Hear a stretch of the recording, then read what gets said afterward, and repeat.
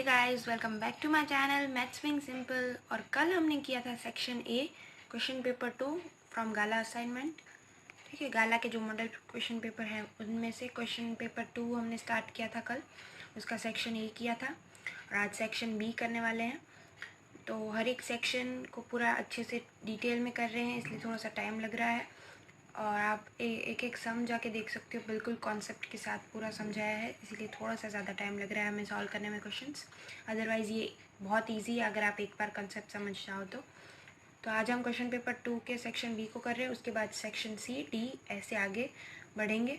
Okay, और सारे description में मैंने लिंक्स दे दिए हैं सोल्यूशन के, एनटीए से रिलेटेड अपडेट के, सब कुछ है। डिस्क्रिप्शन भी चेक करना और चैनल पर भी जाके चेक करना। ठीक है, वीडियो को लाइक एंड शेयर ज़रूर करना क्योंकि बहुत सारे एफर्ट्स लग रहे हैं इसके पीछे भी। ठीक है, लाइक एंड शेयर करना एंड चैनल को सब्सक्राइब करना आगे ऐसे ही मोर अमेजिंग वीडियोस के लिए। ठीक है, स्टार्ट करते हैं सेक्शन बी से। 25th क्वेश्चन उसमें है, हमें HCF और LCM फाइंड करना है 92 और 510 by the method of prime factorization. और ये रिलेशन वेरीफाई करना है कि HCF इंटू LCM क्या product of two given numbers है या नहीं। ठीक है, तो पहले HCF और LCM निकालेंगे, उसके बाद ही ये रिलेशन वेरीफाई कर पाएंगे। तो प्राइम फैक्टराइजेशन से निकालने के लिए आज मैंने लिख के इसलिए रखा है क्योंकि ज़्यादा टाइम ना वेस्ट हो हमारा, और जहाँ पे भी बहुत ज़्यादा ज़रूरत है हम डिटेल में ज़रूर जाएंगे और हर एक चीज़ को अच्छे से ही समझने वाले हैं, सो नो वरीज। 510 इनका प्राइम फैक्टराइजेशन हम लोग करते जाएंगे जब तक लास्ट में सिर्फ प्राइम नंबर्स ही ना आ जाए, जैसे आपको यहाँ पे दिख रहा है। ठीक है, ट्री फैक्टर मेथड भी कहते हैं इसे, ट्री फैक्टराइजेशन, क्योंकि ऐसे वो ट्री की तरह नीचे बढ़ता जा रहा है, मतलब ट्री ऊपर बढ़ता है बट ये ऐसे ट्री की तरह बढ़ा हुआ है ऐसा। 510 तो उसको 2 से स्टार्ट करते हैं डिवाइड करना, तो 2 इंटू 255, 255 का वापस लोग प्राइम फैक्टर्स निकालेंगे तो क्या आएगा 3 इंटू 85। अब 85 भी कंपोजिट है तो उसके वापस प्राइम फैक्टर निकालो, 5 इंटू 17। तो यहाँ तक ये तो हो गया।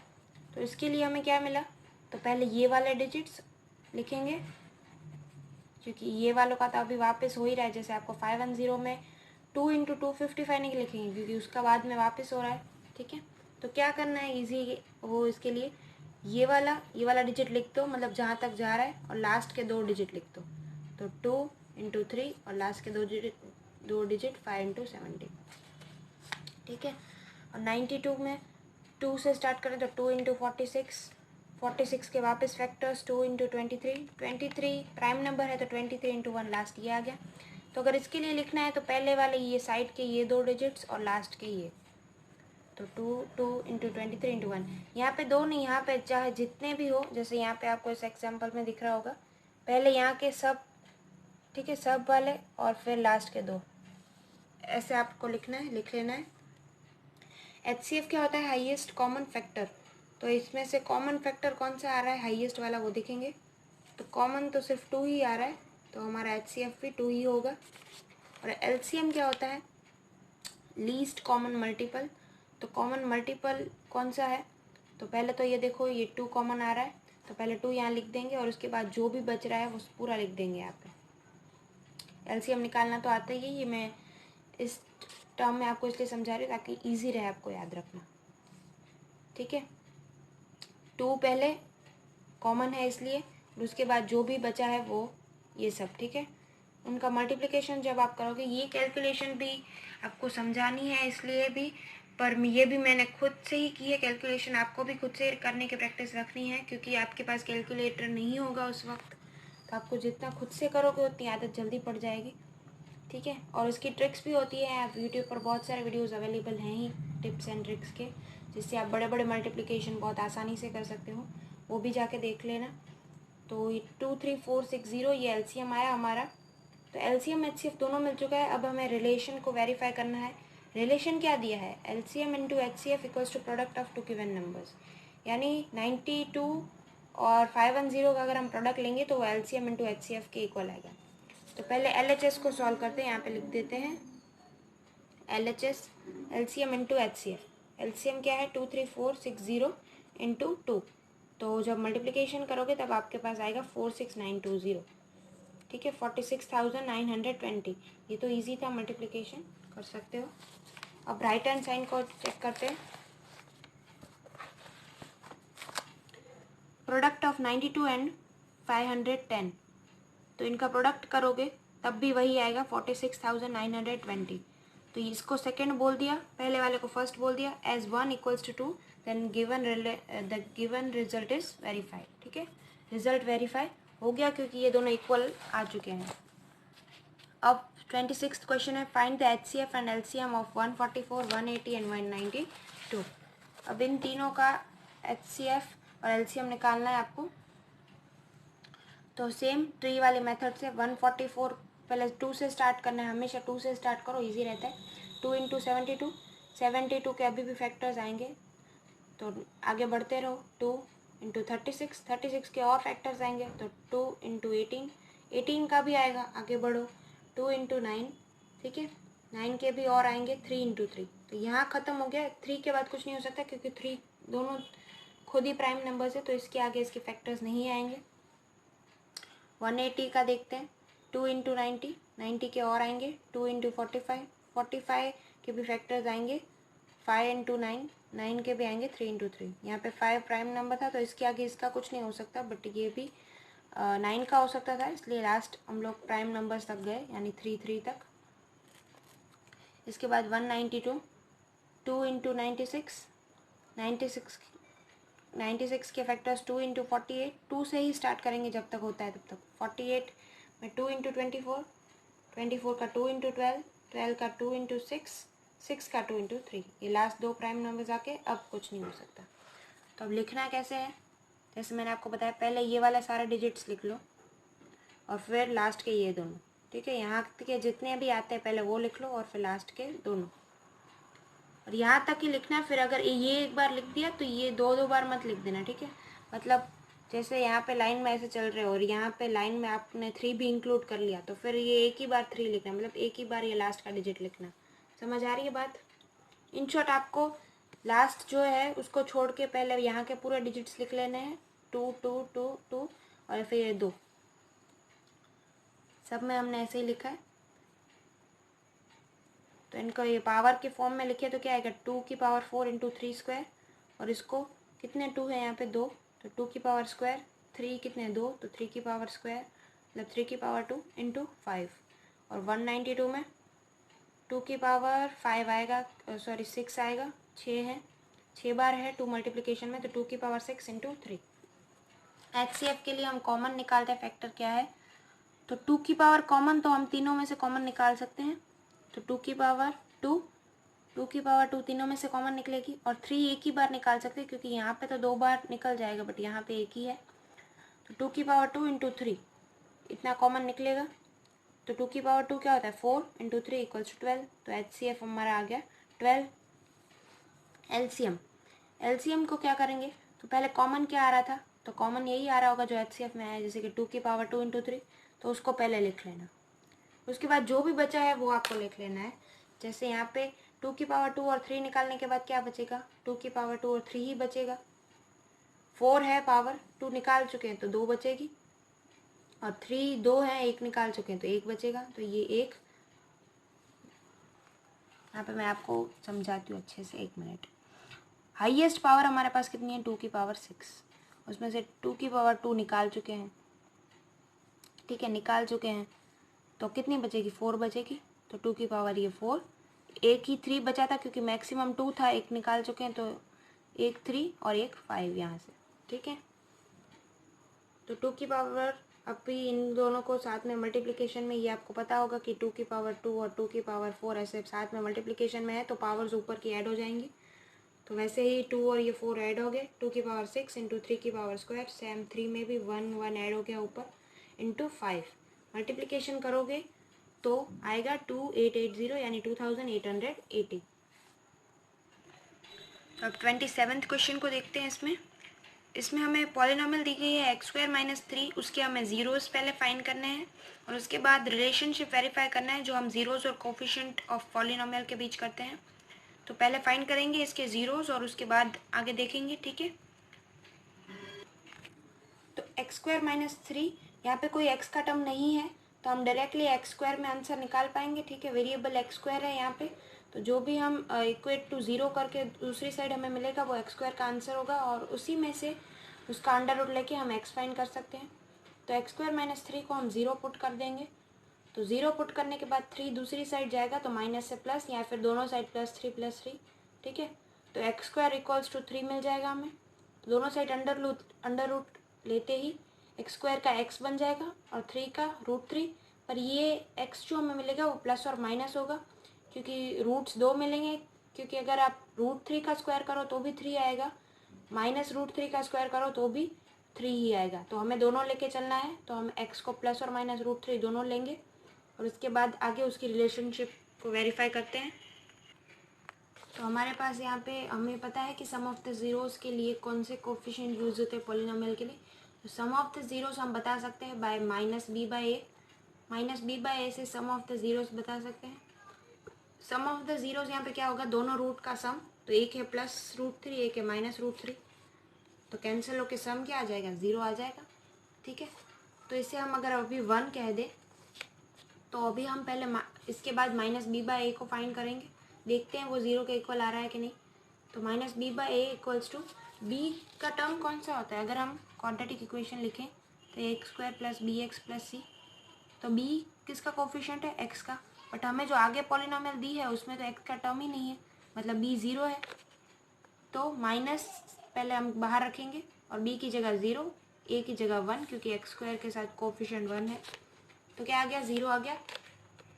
तो 2 भी 1 के इक्वल आ गया, एज 1 = 2, रिलेशन इज वेरीफाइड, मतलब सम ऑफ द ज़ीरोज़ वाला रिलेशन वेरीफाइड है। अभी प्रोडक्ट ऑफ द ज़ीरोज़ को देखेंगे, तो प्रोडक्ट ऑफ द ज़ीरोज़ के लिए क्या पता है हमें, product of the zeros equals to c/a, c किसका, c कांस्टेंट और a एक्स स्क्वायर का कोफिशिएंट है, तो प्रोडक्ट दोनों का क्या आएगा, +√3 इंटू -√3, तो प्लस इंटू माइनस यानी माइनस बाहर आ जाएगा, और √3 इंटू √3 3 बन जाएगा। तो इसको हम अगर अभी 3 कह दें और इसके बाद हम c/a फाइंड करते हैं, तो c क्या था, -3 था हमें गिवन, तो -3 और a था 1, तो ये भी -3 आ जाएगा। तो एस 3 एंड 4 आर इक्वल, तो दोनों हमें मिल चुका है कि relationship between zeros and coefficient of polynomial is verified, दोनों सही हैं, प्रोडक्ट ऑफ द ज़ीरोज़ के लिए भी और सम ऑफ द ज़ीरोज़ के लिए भी वेरीफाई हो चुका है। तो मतलब ये पूरा relation between coefficient and zeros verify हो चुका है, ठीक है। 28 को देखते हैं, क्वेश्चन नंबर 28 को देखते हैं। यहाँ पे 31st टर्म हमें फाइंड करनी है AP की, जिसमें 11th टर्म 38 है और यहाँ पे 16th टर्म 73 है। तो यहाँ पे हमें 2 टर्म्स दी गई हैं, 16th और 11th, और उसमें से हमें 31st टर्म फाइंड करनी है। तो देखते हैं कैसे करना है। तो हमारे पास 11th टर्म थी 38, 16th टर्म थी 73। तो Tn nth टर्म फाइंड करने की फॉर्मूला क्या है, a + n - 1 × d। तो यहाँ पे हमें सपोज़ 11th टर्म दी है, तो उसके हिसाब से हम फॉर्मूला में सब कुछ सब्स्टिट्यूट करते हैं। तो टर्म क्या है 38, a हमें नहीं पता है, n हमें पता है 11 है, तो 11 - 1 × d, d भी हमें नहीं पता, तो यहाँ से क्या आ जाएगा 38 = a + 10d। तो ये एक इक्वेशन हो जाएगी। और दूसरी अगर हम 16th टर्म के लिए लिखें, तो टर्म है 73 = a हमें नहीं पता, प्लस n की जगह 16 - 1 × d, d भी हमें नहीं पता, तो यहाँ से ये क्या आ गया 73 = a + 15d। तो ये 2 इक्वेशंस आ गई, इन दोनों को हम सॉल्व करेंगे और a और d पहले फाइंड करेंगे। सॉल्व करने के लिए क्या करना है, एक को दूसरे में से माइनस, तो मैं इस 38 वाली इक्वेशन को 73 वाले में से माइनस करूँगी, तो 73 - 38 क्या आ जाएगा 35, a - a 0 हो जाएगा, और 15d - 10d तो क्या 5d आ जाएगा, यानी 5d = 35, तो d = 7। तो ये इसको हम थर्ड रिजल्ट बोल देंगे। d हमारे पास 7 आ चुका है, और अब d की वैल्यू इनमें से किसी में भी आप पुट करके एक ही में निकाल सकते हो। जैसे मैं अगर सेकेंड वाले में पुट करूँ तो 38 = a + 10 × d था यहाँ पे, तो 10 × d को हम क्या लिख सकते हैं 10 × 7, तो 70 आ जाएगा, तो ये 70, तो 38 = a + 70, तो a क्या आ जाएगा 38 - 70 यानी -32। तो a मिल गया, d मिल गया। अब हम 31st टर्म निकाल सकते हैं, तो T31 = a + 31 minus 1 into D, यहाँ पे n की जगह हम बस 31 पुट किया है, तो हमारे पास क्या आ जाएगा a प्लस 30 इंटू डी। अब a पता है और d भी पता है, a है -32, d है 7, तो -32 plus 30 into 7, -32 as it is, 30 into 7 आएगा 210, तो इसको जब आप सिंप्लीफाई करोगे तो आंसर आएगा 178, यानी हमारी 31st टर्म है 178। 29th क्वेश्चन देखते हैं। Find the sum of the first 10 terms of the AP 2, 7, 12 और आगे ऐसे बढ़ते बढ़ते। ये हमें एक सीरीज दी गई है और उसके पहले 10 सम का हमें मतलब 10 टर्म्स का सम निकालना है, ठीक है। तो वो कैसे निकालेंगे देखते हैं।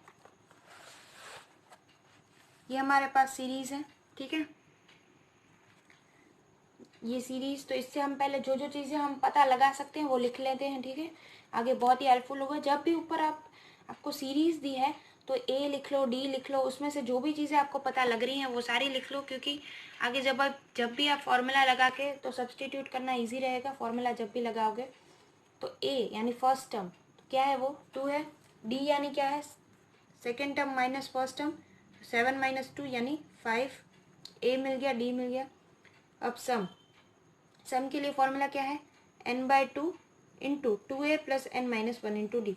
इसके लिए एक और भी फॉर्मूला है s equals to n/2 a plus l वाला कप, जब अगर हमें यहाँ पे 10th टर्म दी हुई होती तो हम ये फॉर्मूला यूज़ कर सकते थे, बट यहाँ पे हमें 10th टर्म नहीं दी है। तो ये भी कर सकते हो कि 10th टर्म पहले फाइंड कर लो, तो वो लास्ट टर्म होगी क्योंकि हम 10 टर्म्स का ही सम निकाल रहे हैं। तो वैसे भी कर सकते हो, बट ये काफ़ी इजी रहेगा क्योंकि उसमें पहले वो फाइंड करो फिर दूसरी बार इसमें पुट करो। इससे अच्छा डायरेक्टली हम इससे भी कर सकते हैं, ठीक है। दोनों मेथड से कर सकते हो, आंसर सेम ही आएगा। तो n क्या होगा 10, क्योंकि हमें 10 टर्म का सम निकालना है, तो 10/2, 2 इंटू यहाँ पे a, तो a क्या है 2 प्लस यहाँ पे बस अभी सब्सटीट्यूट करना है, n की जगह 10 रखा तो 10 माइनस 1 इंटू डी क्या है 5 है, तो 10/2 5 आ जाएगा, 2 इंटू 2 4 प्लस 10 माइनस 1 9 इंटू 5 यहाँ पे 45, तो 4 प्लस 45 49 होता है, 49 इंटू 5 245, यानी पूरा आप जब सिंप्लीफिकेशन करोगे तो सम 245 आएगा। तो ये था क्वेश्चन नंबर 29 जिसमें हमें सम बोला था। तो आपको जब भी सीरीज दी है या कुछ भी दिया है तो उससे जो जो चीज़ें आप लिख सकते हो एपी में पहले तो वही लिखो, ताकि जब भी फॉर्मूला लिखो तो सब्सटीट्यूट करने में इजी रहेगा, ठीक है। क्वेश्चन नंबर 30 देखते हैं। क्वेश्चन नंबर 30 है, in a right angle A B C, right angle at B, if right angle B पे है मतलब बी 90 डिग्री है और tan A इक्वल्स 1 है, then verify that 2 sin A into cos A equals to 1। tan A की value दी है, इसमें से sin A और cos A की हम निकालेंगे और उसके बाद वेरीफाई करेंगे क्या ये रिजल्ट सही है या नहीं है। तो उसके लिए पहले हम ट्राइंगल बना देते हैं, ईजी होगा। तो ABC ट्राइंगल बनाएंगे जिसमें B पे राइट एंगल होगा और A वाला हमने एंगल लिया है इसलिए ऐसे साइन दिखाया है यहाँ पे। तो tan A इक्वल्स 1, अगर यहाँ से हम tan A के लिए लिखें साइड्स के टर्म में तो क्या आएगा, अपोजिट अपॉन एडजेसेंट होता है tan A, तो अपोजिट अपॉन एडजेसेंट यानी BC अपॉन AB आएगा इक्वल्स टू 1। तो BC अपॉन AB साइड्स का रेशियो 1 आ रहा है, यानी BC equals to AB sides, ठीक है, साइड की लेंथ सेम होगी BC और AB की। तो क्या हम सपोज कर सकते हैं कि BC equals to AB equals to x, suppose कर लिया हमने कि BC equals to AB equals to कोई x है, ठीक है। तो उसके बाद हमें साइन ए और कॉस ए निकालने के लिए हाइपोटेनियस की लेंथ की ज़रूरत पड़ेगी। tan ए में तो हाइपोटेनियस नहीं आता है, तो हाइपोटेनियस के लिए हमें AC साइड फाइंड करनी पड़ेगी। तो वो कैसे करेंगे, पाइथागोरस से, क्योंकि ये दो साइड्स हैं और राइट एंगल ट्राइंगल है तो पाइथागोरस यूज़ कर सकते हैं, ठीक है। तो ये हमने यहाँ पे पाइथागोरस यूज़ किया है, AC² equal to AB² plus BC²। AB पता है, BC पता है, तो x² प्लस x² 2x², तो AC² आ गया 2x², दोनों साइड रूट ले लिया तो AC² का तो AC हो जाएगा, x² का x हो जाएगा और 2 का √2, तो AC की वैल्यू हमें x में मिल गई है √2x। अब साइन ए क्या होता है, साइन ए होता है अपोजिट अपॉन हाइपोटेनियस यानी BC अपॉन AC, तो BC क्या है x, BC क्या है x है और नीचे AC है √2 इंटू एक्स, तो x कैंसिल हो जाएगा और रेशियो मिलेगा 1/√2। तो साइन ए मिल गया। वैसे ही कॉस ए बोलेंगे AB upon AC, cos a fine करेंगे वैसे ही, तो AB अपॉन AC, AB भी x था, x अपॉन √2 इंटू एक्स, क्योंकि AC हमने ऊपर अभी फाइन किया है। x कैंसिल हो जाएगा तो आंसर आएगा 1/√2। तो रिलेशन वेरीफाई करने के लिए साइन ए और कॉस ए मिल गए हैं, तो अब बस पुट करेंगे। ये LHS वाली साइड हमने ली है, 2 साइन ए इंटू कॉस ए, तो 2 इंटू 1/√2, दोनों की वैल्यू 1/√2 ही आई है। तो ऊपर 2 है और नीचे √2 इंटू √2, तो √2 इंटू √2 भी 2 ही होता है, तो नीचे भी 2 ऊपर भी 2, कैंसिल होके 1। तो RHS में भी 1 दिया था, तो therefore LHS equals to RHS, यानी रिजल्ट वेरीफाई हो गया। ठीक है, 31st क्वेश्चन देखते हैं। The length of the tangent from the point A at a distance 5 cm from the center of the circle is 4 cm. Find the radius of the, यहाँ पे हमें किसी पॉइंट A से डिस्टेंस दिया गया है, सेंटर पे 5 सेंटीमीटर के डिस्टेंस पे है वो पॉइंट A। ठीक है, the tangent from the point A is at distance 5 cm। ठीक है, तो वो पॉइंट 5 सेंटीमीटर का है और यहाँ पे जो लेंथ ऑफ द टेंजेंट है फ्रॉम द पॉइंट ए वो 4 सेंटीमीटर है। ठीक है, तो हमें रेडियस फाइंड करनी है। मतलब सिंपल लैंग्वेज में इसे समझे तो कोई पॉइंट ए है जिसका सेंटर से डिस्टेंस 5 सेंटीमीटर दिया गया है और उसी से हमने एक टेंजेंट ड्रॉ की है जो 4 सेंटीमीटर लेंथ की है। तो अब हमें रेडियस फाइंड करना है। तो पहले तो हम ऐसी कोई फिगर बना लेंगे ताकि हमें हर एक चीज़ ढूंढने और लिखने में आसानी हो। तो ये हमने सेंटर मान लिया O, यहाँ से कोई 5 सेंटीमीटर की दूरी पर पॉइंट है 5 सेंटीमीटर। ठीक है, वहाँ से हमने एक टेंजेंट डाला है सर्कल पे टेंजेंट डाला जिसकी लेंथ है 4 सेंटीमीटर। ठीक है, तो अभी हमें रेडियस फाइंड करना है। तो आपने थियरम में भी पढ़ा होगा, फर्स्ट थियरम आपका चैप्टर का, कि रेडियस जो है वो परपेंडिकुलर होता है टेंजेंट को। एक पॉइंट पे अगर हम टेंजेंट ड्रॉ कर रहे हैं और उसी पॉइंट से हम लोग रेडियस, मतलब उस पॉइंट ऑफ कांटेक्ट के थ्रू ही हमने रेडियस ड्रॉ, मतलब सपोज ये हमारा सर्कल है, ये टेंजेंट है और यहीं इसी पॉइंट के अलोंग हमने रेडियस की लाइन ड्रॉ की है, तो ये दोनों परपेंडिकुलर होंगे, यानी रेडियस और टेंजेंट दोनों परपेंडिकुलर होंगे बट एक ही पॉइंट ऑफ कांटेक्ट के थ्रू। ठीक है, ऐसे नहीं है मैं रेडियस का यहाँ पे ड्रॉ कर दूँ, टेंजेंट यहाँ पे हो तो वो परपेंडिकुलर, ऐसे नहीं, एक ही पॉइंट के थ्रू, तो वो दोनों परपेंडिकुलर होंगे। परपेंडिकुलर होंगे तो ये राइट एंगल ट्राइंगल बन जाएगा। अगर मैं इसी ट्राइंगल को यहाँ पे ऐसे ड्रॉ करके दिखा दूँ P, ठीक है, यहाँ पे O और यहाँ पे A, तो OP हमारे पास हमें फाइंड करना है R, OA हमारे पास है 5 और ये है 4। तो अब हम पाइथागोरस इजीली लगा सकते हैं। ठीक है, तो क्या होगा, AO square equals to OP square plus PA square. तो AO स्क्वायर हमारे पास क्या होगा, 5 का स्क्वायर इक्वल्स टू 4 का स्क्वायर प्लस OP स्क्वायर। 5 का स्क्वायर होगा 25, 4 का होगा 16 प्लस OP स्क्वायर। तो OP स्क्वायर क्या आएगा, जब 16 उस साइड जाएगा तो 9 आ जाएगा, क्योंकि 25 माइनस 16 होगा, और दोनों साइड रूट लेने पर क्या आ जाएगा, OP इक्वल्स टू 3 सेंटीमीटर, यानी रेडियस हमें मिल गई 3 सेंटीमीटर, क्योंकि OP हमारी रेडियस थी। ठीक है, समझ आ गया होगा आई होप। क्वेश्चन 32 देखते हैं।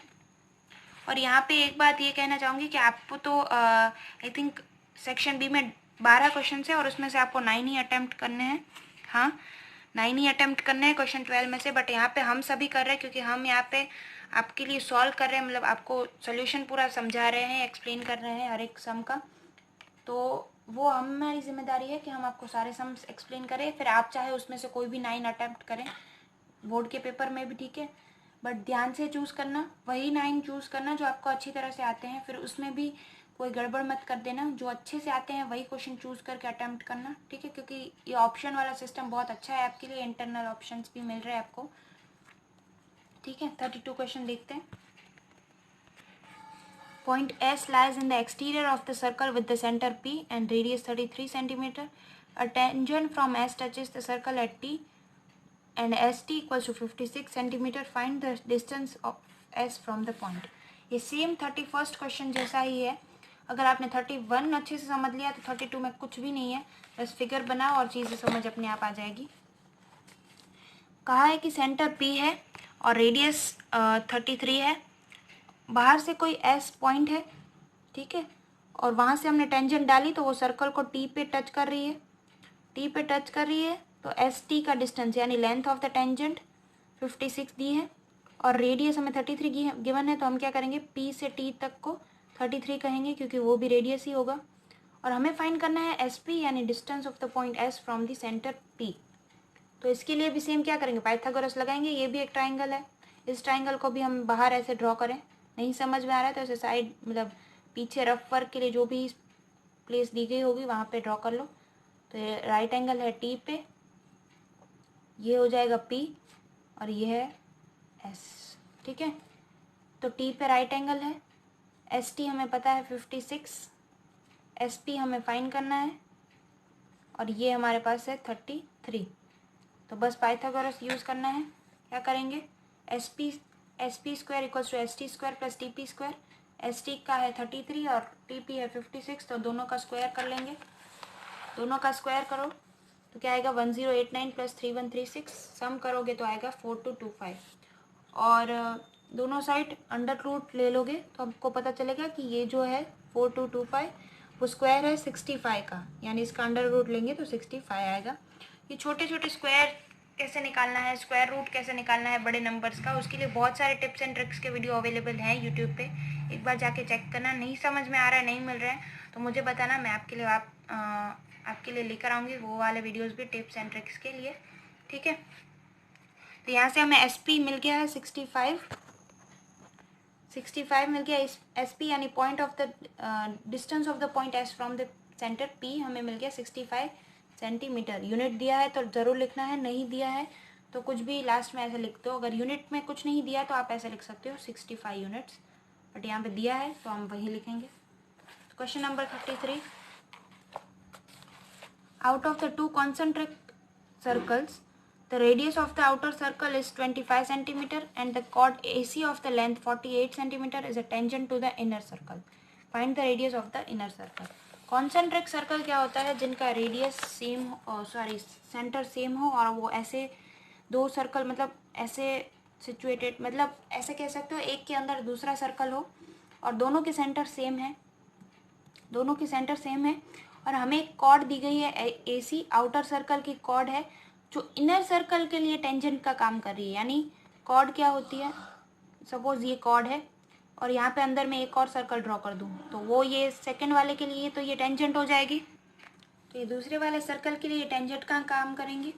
तो हमें फाइंड करना है इनर सर्कल की रेडियस क्या है, आउटर सर्कल की रेडियस हमें ये दी हुई है, यानी ये चीज़ ओ ए हमें दी हुई है। तो पहले आपको फिगर बनाना आना चाहिए। पहले तो हम कॉन्सेंट्रिक सर्कल ऐसे दो बना देंगे, उसके बाद हमें कहा है कि आउटर सर्कल की जो कॉर्ड है वो इनर सर्कल के लिए टेंजेंट का काम कर रही है, यानी हम ऐसे कॉर्ड बना देंगे या यूँ कहेंगे टेंजेंट बना देंगे। उसके बाद हमें रेडियस पता है आउटर सर्कल की, तो सेंटर से लेके, सेंटर तो दोनों का सेम ही है, पॉइंट ए तक, ए सी जो कॉर्ड है तो पॉइंट ए तक यानी ओ ए भी तो रेडियस का ही काम करेगी, तो हम वही ड्रॉ करेंगे। वरना ड्रॉ करने को रेडियस के लिए तो हम यहाँ से भी कह सकते रेडियस है, बट वो हमारे काम का कुछ नहीं होगा, ठीक है। हमको इतने में ही काम करके रेडियस ओ बी फाइंड करना है इनर सर्कल का। तो हमें पता है कि 2AB इक्वल्स टू AC, यानी ये B जो है वो मिड पॉइंट है पूरे कॉर्ड का, क्योंकि हमें पता है कि जो सर्कल है रेडियस है और टेंजेंट को परपेंडिकुलर होगी, ठीक है, परपेंडिकुलर भी होगी। और यहाँ से जो ये B है वो मिड पॉइंट है, तो AB को हम AC/2 लिख सकते हैं और AC की वैल्यू हमें 48 दी गई है, तो AB की वैल्यू हमें क्या मिलेगी 48/2 यानी 24 सेंटीमीटर, तो इसकी वैल्यू हमें मिल गई है। और ये आपको मैंने बताया था कि रेडियस और टेंजेंट परपेंडिकुलर होंगे एक ही पॉइंट पे, तो परपेंडिकुलर है तो पाइथागोरस से हम ओ बी निकाल पाएंगे, पर उसके लिए हमें ए बी और ओ ए चाहिए। ओ ए तो रेडियस है, ओ ए रेडियस है आउटर सर्कल की, वो हमें दी हुई है। हमें ए सी दिया था, ए बी नहीं दिया था, तो ए बी हमने फाइंड कर लिया। अब हम इजीली पाइथागोरस यूज़ कर सकते हैं। तो कैसे यूज़ करेंगे, O A square equals to O B square plus A B square. तो ओ ए हमें 25 दिया है, तो 25 का square equals to O B square plus 24 का स्क्वायर। तो O B square equals to 25 का स्क्वायर माइनस 24 का स्क्वायर, यानी 625 minus 576। O B square equals to 49 आ जाएगा जब भी आप सिंप्लीफाई करोगे। दोनों साइड अंडर रूट लेने पर ओ बी मिला हमें 7 सेंटीमीटर। ठीक है, तो ये बहुत ही ईजी था। देखा आपने सर्कल टाइप के कितने क्वेश्चंस आ गए हैं सेक्शन बी में, तो एक सर्कल चैप्टर भी बहुत अच्छे से आपने किया है, तो 3-4 क्वेश्चंस तो आप सिर्फ उसी में से ही देख लोगे। ठीक है, सर्कल में से ही आगे भी आएंगे क्वेश्चन सर्कल के, आपने देखे ही। बट सेक्शन बी में अगर आपने सर्कल चैप्टर्स भी अच्छे से किया है तो 3-4 क्वेश्चंस तो आप सिर्फ उसी में से सिलेक्ट कर सकते हो, बट अगर अच्छे से किया है तो, वरना 3-4 क्वेश्चन तो इसी के निकल जाएंगे, और सर्कल अच्छे से नहीं किया है तो प्रॉब्लम हो सकती है, क्योंकि 3-4 क्वेश्चन तो है ही। तो 12 में से अगर 9 भी सिलेक्ट करने हैं तो शायद अगर 3 है तो कोई प्रॉब्लम नहीं है, बट उसके लिए आपको बाकी सारे चैप्टर्स फिर अच्छे से आने चाहिए। ठीक है, सर्कल वैसे तो कर लो, ईजी चैप्टर है, एक बार बस सारी चीज़ें समझनी है। तो अब 34th क्वेश्चन देखते हैं। 34th क्वेश्चन में हमें दिया गया है एक टॉय है जो हेमिस्फीयर और कॉन दोनों से बना है। नीचे हेमिस्फीयर है, उसके ऊपर कॉन माउंटेड है। तो टोटल हाइट जो टॉय की बन रही है वो 15.5 सेंटीमीटर है, और जो कॉन है उसकी रेडियस 3.5 सेंटीमीटर है। हेमिस्फीयर की भी सेम ही रेडियस है। तो पहले हम फिगर बनाएंगे, उसके बाद ही हमें पता लगेगा कि क्या कैसे आगे बढ़ना है। पर हमें फाइंड क्या करना है, total surface area of the toy. तो बाहर का जो सरफेस हमें दिखेगा, ठीक है, सिर्फ बाहर का जो सरफेस दिखेगा उसका एरिया हमें फाइंड करना है। तो पहले हम फिगर देखते हैं कैसे बनानी है। तो ये नीचे हेमिस्फीयर है, एक अच्छे से नहीं बना है बट समझ आ जाएगा। ये नीचे एक हेमिस्फीयर है, उसके ऊपर कॉन माउंटेड है। तो ये पार्ट दोनों के लिए सेम हो जाएगा, इसी पे कॉन, इसी पे हेमिस्फीयर। ठीक है, और टोटल हाइट हमें बताई है 15.5 सेंटीमीटर। तो आपको पता है जब भी टोटल हाइट की बात आएगी तो ये ऊपर यहाँ तक तो कॉन की हाइट होगी, यहाँ तक कॉन की हाइट, और यहाँ से अगर नीचे से देखें तो ये रेडियस ही होगी हेमिस्फीयर की, क्योंकि इस पॉइंट से उसके दूसरे पॉइंट तक रेडियस, यहाँ से इसको भी रेडियस कहेंगे, इसको भी रेडियस कहेंगे। तो टोटल हाइट क्या हो जाएगी, आर प्लस एच। ठीक है, क्या हो जाएगी 15.5 equals to R plus H. R हमने किसको कहा है, आर हमने कहा था रेडियस ऑफ हेमिस्फीयर को, और रेडियस ऑफ कॉन को कैपिटल आर कहा है, हेमिस्फीयर वाला को स्मॉल आर। हालांकि दोनों सेम है, तो अभी किसी को कुछ भी कहें या डायरेक्ट वैल्यू ले ले, कोई फर्क नहीं पड़ेगा। अलग है तो आपको नोटेशंस बहुत ध्यान से यूज करने हैं। टोटल हाइट होगी H plus R small R. तो 15.5 इक्वल्स टू एच हमें नहीं पता, बट आर हमें small radius, small capital R, sorry small R, ठीक है, स्मॉल आर और कैपिटल आर इक्वल ही है 3.5। तो एच प्लस 3.5 इक्वल्स टू 15.5। 3.5 होगा माइनस 15.5 में से, तो एच मिल जाएगा हमें 12, एच 12 सेंटीमीटर हमें मिल जाएगा, यानी हाइट हमें मिल गई कौन की, आगे जाकर काम आने वाली है। तो total surface area of the toy, यानी ये जो बाहर का सरफेस दिख रहा है टॉय का, उसके लिए हमें क्या लेना पड़ेगा, उसके लिए हमें curved surface area of cone, यानी ये जो बाहर का जो कर्व्ड सरफेस दिख रहा है हमें कॉन का, वो लेना पड़ेगा। और नीचे का curved surface area of the hemisphere. तो दोनों का सिर्फ कर्व्ड सरफेस एरिया, यानी बाहर का जो दिख रहा है कर्व्ड सरफेस है वही लेना है, क्योंकि हमें पूछा है टोटल सरफेस एरिया। तो सरफेस जो दिख रही है बाहर उसी का ही एरिया लेंगे। तो उन दोनों का कर्व्ड सरफेस एरिया जहाँ से कर्व्ड है वो हमें ऐड करना है। ठीक है, तो दोनों का पहले हमें कर्व्ड सरफेस एरिया फाइंड करना पड़ेगा। ठीक है, curved surface area of the cone के लिए फॉर्मूला है पाई आर एल, ये आपको पता होना चाहिए, पाई आर एल। और अगर टोटल आपको एरिया पूछा है, सिर्फ कर्व्ड सरफेस नहीं, अगर कॉन का टोटल एरिया पूछा होता तो उसके लिए फॉर्मूला है pi r into l plus r. ठीक है, बट इसकी अभी ज़रूरत नहीं है, हमें पूछा है curved surface area. Curved surface area के लिए आपको इसमें टर्म एल दिख रहा है, एल होना चाहिए। एल क्या है एक्चुअल में, ये जो हमारा कॉन है इसकी ये हाइट है, तो इसको हम एच कहेंगे, इसको आर कहेंगे, और ये जो स्लैंट हाइट है इसको हम एल कहते हैं। तो ये दोनों तो परपेंडिकुलर है, ये हमें दिख रहा है। तो एल फाइंड करने के लिए क्या करेंगे, पाइथागोरस यूज करेंगे, H square plus R square equals to L square. ये एल स्लैंट हाइट है, कभी ये दिया होता है, कभी ये नहीं दिया होता है, कभी कुछ दिया होता है, तो तीनों में से कोई दो चीज़ें दी होती हैं और हमें एक फाइंड करनी होती है। तो एल स्क्वायर के लिए क्या पाइथागोरस यूज करेंगे, L square equals to H square plus R square. H हमने अभी पहले फाइंड किया, हाइट 12 आई वो हमारी, तो 12 स्क्वायर प्लस आर है 3.5, तो 3.5 को हम 7/2 लिख सकते हैं, इजी हो जाएगा कैलकुलेशन के लिए, इसीलिए लिखा है 7/2 का स्क्वायर। 12 का स्क्वायर होगा 144 प्लस 7/2 का होल स्क्वायर करेंगे तो 49/4। ठीक है। और जब भी आप ये पूरा टोटल कैलकुलेशन करोगे एलसीएम लेके 4 का, तो यहाँ जब नीचे भी 4 से मल्टीप्लाई, ऊपर भी 4 से, तो आएगा 576 + 49 डिवाइड बाय 4। तो एल स्क्वायर यहाँ पे ऊपर जब हम टोटल करेंगे 576 + 49 तो आएगा 625/4। दोनों साइड अंडर रूट लेने पर यहाँ से एल स्क्वायर का एल आ जाएगा 625 का अंडर रूट 25, 4 का अंडर रूट 2। तो एल आ गया हमारे पास 25/2 सेंटीमीटर। ठीक है। अब curved surface area of cone find कर सकते हैं, पाई आर एल। पाई हमने यहाँ पे 22/7 लिया है, कैलकुलेशन में इजी होगा। अगर 3.14 दिया है क्वेश्चन में तो वही लेना, क्योंकि वो लोग जब भी आपको 3.14 बोलेंगे लेने को, तो मतलब कैलकुलेशन उस तरह से इजी होने वाली है। अगर नहीं बोला है तो आप 22/7 लेके करना। ठीक है।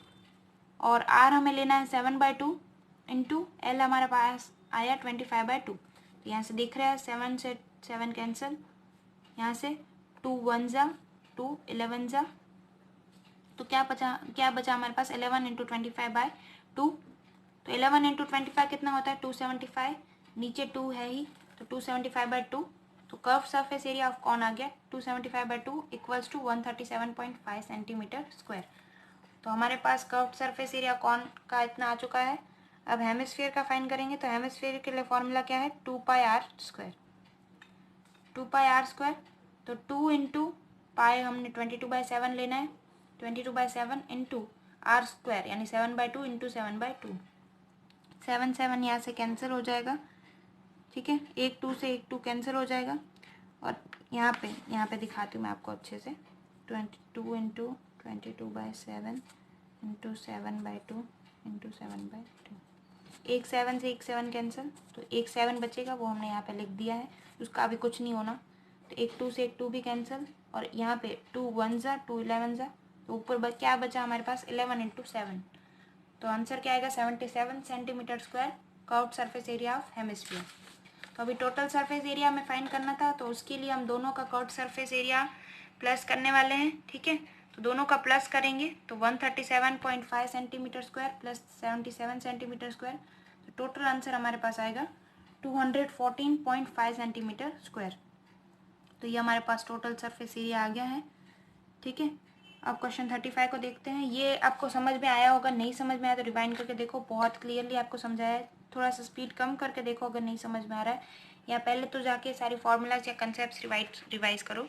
ठीक है, ज़रूरत है इस चैप्टर में, क्योंकि इस चैप्टर के सम्स जब भी आते हैं बहुत या तो बड़े होते हैं या तो छोटे होते हैं, पर मार्क्स ज़्यादा होते हैं।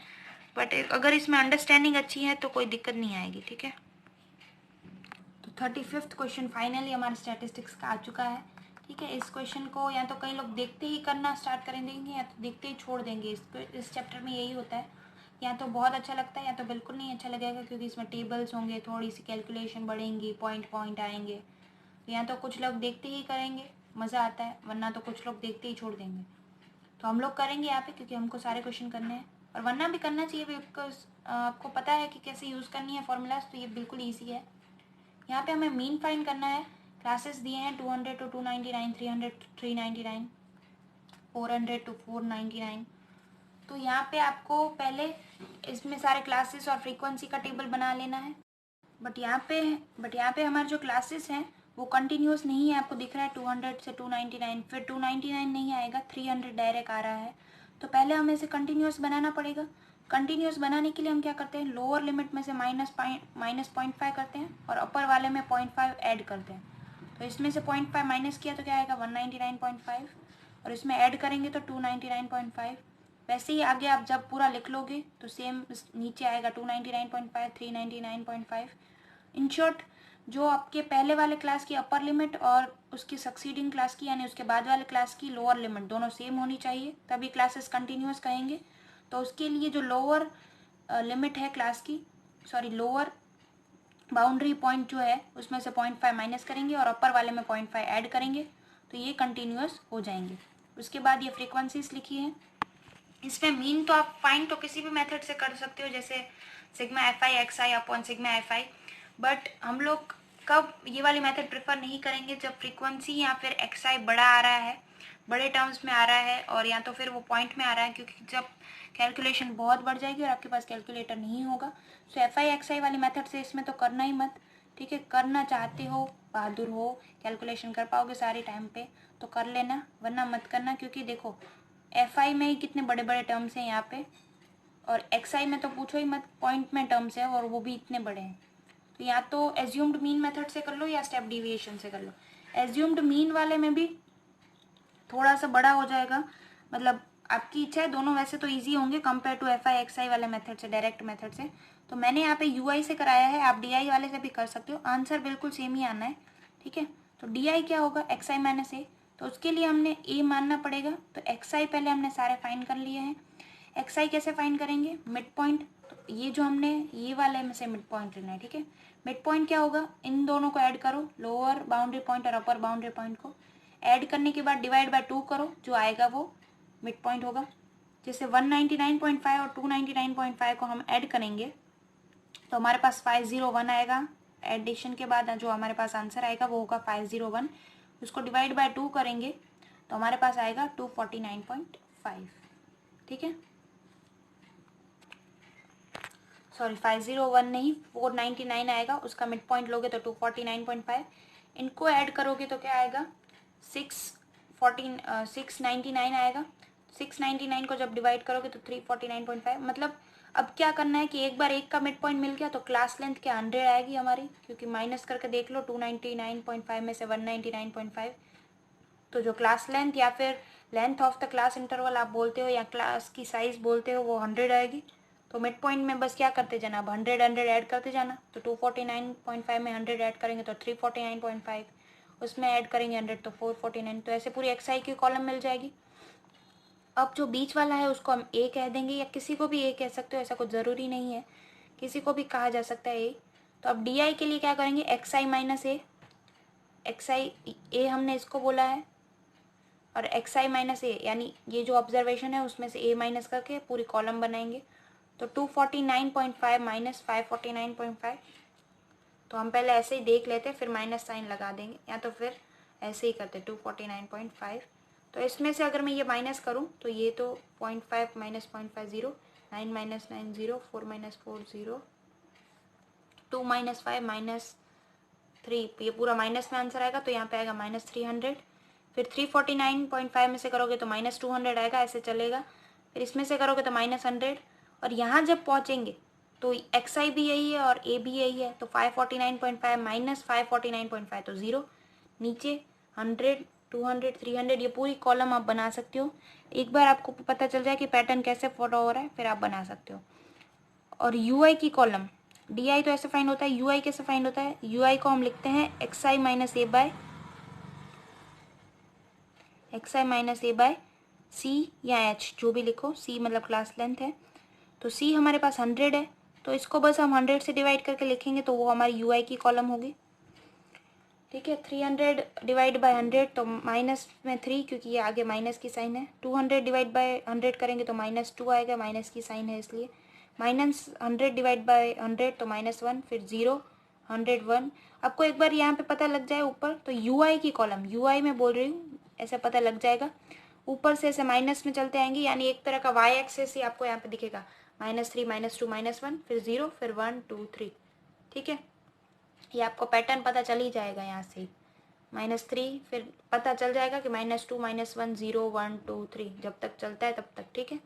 उसके बाद हम लोग स्टेप डेविएशन से कर तो लेंगे, बट उसकी फॉर्मूला क्या है मीन के लिए, तो वो आपको यहाँ पे दिख रही है, वो है A plus HU bar. A है एज्यूम्ड मीन जो हमने एज्यूम किया है, A यहाँ पे माना है, प्लस HU बार, H या C दोनों यूज़ किए हैं, यहाँ पे आप C भी लिख सकते हो, और U बार क्या है, sigma FI UI upon sigma FI।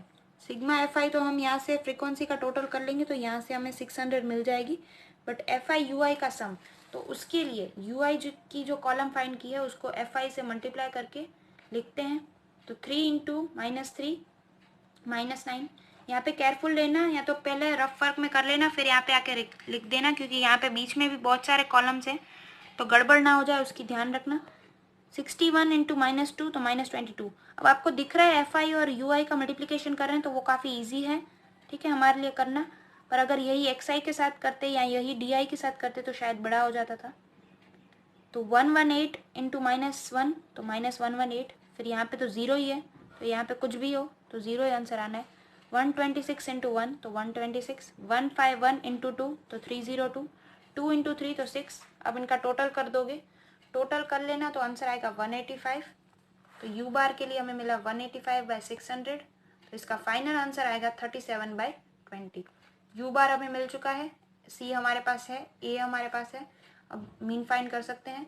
Mean equals to a plus c into u bar. तो यू बार ये है हमारे पास, सी 100 है हमारे पास, और ए ये है। ए को हमने एज इट इज लिख दिया, 0 से 0 कैंसिल हो जाएगा नीचे। 37/12 जब आप करोगे तो आएगा 3.083। ठीक है, ये करना, ये इतना बड़ा कुछ नहीं है, 37/12 कर लोगे। तो यहाँ से 10 मल्टीप्लाई होगा तो पॉइंट पीछे जाएगा, तो 30.83। ये मल्टीप्लिकेशन आप समझ जाओगे। 10 मल्टीप्लाई करेंगे तो पॉइंट पीछे जाएगा ना, 30.83 प्लस 549.5, फाइनल आंसर आएगा 580.33। तो ये हमारा मीन है। ठीक है, ये क्वेश्चन आपको समझ में आया होगा। पहले तो आपको इसके बाउंड्री पॉइंट्स फाउंड करने हैं, क्योंकि कंटिन्यूअस बनाना पड़ेगा। ऐसे कंटिन्यूअस क्लासेस नहीं है 200 to 299। कंटिन्यूअस बनाने के बाद एक्स आई फाइंड किया, मिड पॉइंट मिल गया। उसके बाद ए को एज्यूम कर लिया, ए एज्यूम हो गया। उसके बाद x I minus A D I की कॉलम बनाई, उसी को डिवाइड बाय सी करके यू आई की कॉलम बनाई, और एफ आई इंटू यू आई किया। या तो फिर आप डी आई वाले मेथड से, यानी एज्यूम्ड मीन का जो मेथड है ए प्लस डी बार, उससे भी जा सकते हो। डी बार यानी क्या होता है, sigma F I D I upon sigma F I. तो सेम यही है, मतलब अलग है, थोड़ा सा अलग है। ठीक है, तो बस F I you I upon F I करने के बाद हमें यू बार मिल गया, और बस फॉर्मूला में पुट करके हमने मीन फाइंड कर लिया। ठीक है, अब लास्ट क्वेश्चन देखते हैं। लास्ट क्वेश्चन हमारे पास है, one card is randomly drawn from the well shuffled deck of 52 cards. Calculate the probability that the card will be an ace और नॉट बी एन एस। ठीक है, तो अभी हमें प्रोबेबिलिटी का क्वेश्चन है कि टोटल 52 कार्ड्स हैं, और पहली बार हमें ये फाइंड करना है कि वो कार्ड एस का हो, वो प्रोबेबिलिटी क्या है, और नॉन एस होगा तो प्रोबेबिलिटी क्या है। ये हमारा सेकंड क्वेश्चन है। तो टोटल एस यानी जो हमारे पास वो ए वाले कार्ड्स होते हैं, आपने देखे ही होंगे कार्ड्स सभी ने, वरना तो जाके देख लेना, क्योंकि प्रोबेबिलिटी में बहुत हेल्पफुल होंगे, क्योंकि ये हमें पता रहना चाहिए एस किसको कहते हैं, king queen spade club diamond heart, ये सब क्या है ये पता होना चाहिए। फेस कार्ड्स क्या है। टोटल नंबर ऑफ एस कितने हैं, 4 हैं। Total number of non S कितने हो जाएंगे, तो 52 माइनस 4, यानी जो एस नहीं है तो क्या करेंगे, 52 माइनस 4 करेंगे तो 48। तो कार्ड एस निकले, उसकी प्रोबेबिलिटी के लिए क्या, फेवरेबल आउटकम कितने हैं, 4 हैं, क्योंकि कितने एस के कार्ड है, 4, तो फेवरेबल आउटकम्स 4 हो जाएंगे। टोटल 52 है, तो सिंप्लीफाई करेंगे तो आंसर आएगा 1/13। ठीक है, 4 1 जा 4 13 जा, ये सॉल्व कर सकते हो। और the probability of the card that the card is non S card, तो कार्ड एस का नहीं हो तो उसके लिए क्या है, फेवरेबल आउटकम्स 48 और टोटल है 52। आपको फॉर्मूला लिखनी है पूरी ऊपर के प्रोबेबिलिटी वन फेवरेबल आउटकम्स वाले, पूरी फॉर्मूला लिखनी है, डिवाइड बाय टोटल आउटकम्स। तो ये पूरी फॉर्मूलाज आपको लिखनी है। ठीक है, इसमें 48/52 यानी 12/13। तो ये हमारा लास्ट क्वेश्चन भी हो चुका है। अब आगे हम लोग जो शुरुआत करेंगे वो सेक्शन सी से करेंगे। आगे के वीडियो में स्टार्ट करेंगे सेक्शन सी। ये हमने सेक्शन बी पूरा कंप्लीट कर दिया है। ठीक है, तो आपको एफर्ट्स दिख ही रहे होंगे। सेक्शन ए, सेक्शन बी, कल सेक्शन ए था, आज सेक्शन बी है। सेक्शन सी भी आज या कल में अपलोड हो जाएगा क्वेश्चन पेपर 2 का। उसके बाद क्वेश्चन पेपर 3 4 ऐसे हम आगे बढ़ेंगे, क्वेश्चन पेपर 6 तक है आई थिंक। ठीक है, और उसके बाद फर्स्ट भी लेंगे, सैम्पल पेपर है वो तो बोर्ड का, तो वो भी करेंगे। तो चैनल पे बहुत कुछ अवेलेबल है, सारे लिंक्स डिस्क्रिप्शन में भी हैं, और चैनल पर भी जाके देख लेना, बहुत कुछ है चैनल पे। शायद लिंक्स भी डिस्क्रिप्शन में सबकी नहीं है, बट ऑलमोस्ट सारे लिंक्स है ही, तो वहाँ पे भी जाके देख लेना। और क्वेश्चन आंसर हमने क्वेश्चन एक एक पूरी डीप में सॉल्व किए हैं। ठीक है, तो आप अपना प्यार दिखाना by sharing and liking our video, और चैनल को सब्सक्राइब ज़रूर करना। Till then stay tune, bye bye.